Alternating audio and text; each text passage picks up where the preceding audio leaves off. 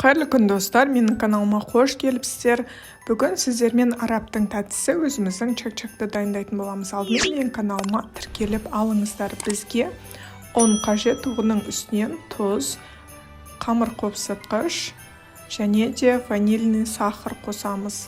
Барлығын біркелкі етіп араластырып аламыз. Оның үстінен бөлме температурасында тұрған сармайымызды саламыз.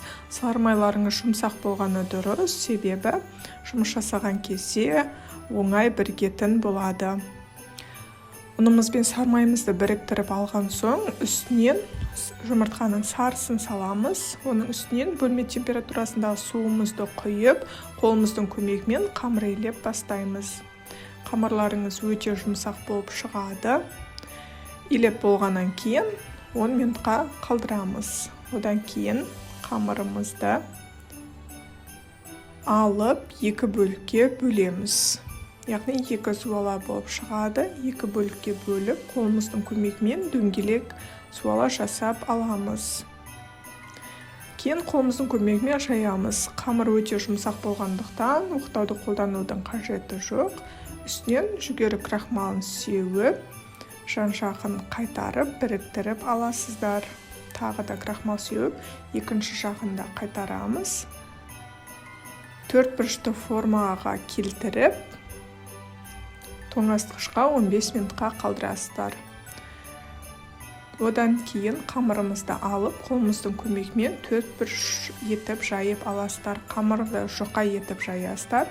Енді форма жасаймыз. Бұл жерде төртбұрышты үш қамырдың жан-жағын кесіп аласыздар да, ортасын жұмыртқаның ағымен біріктіресіздер.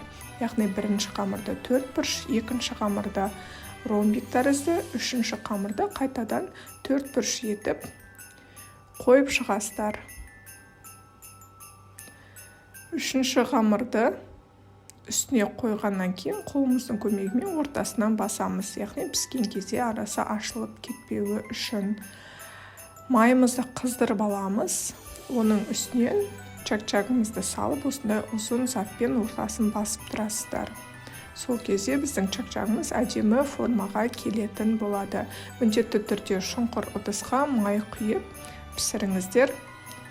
Асты қызарғаннан кейін чак-чагымызды келесі бетіне аударып, екінші бетін қызартып аламыз.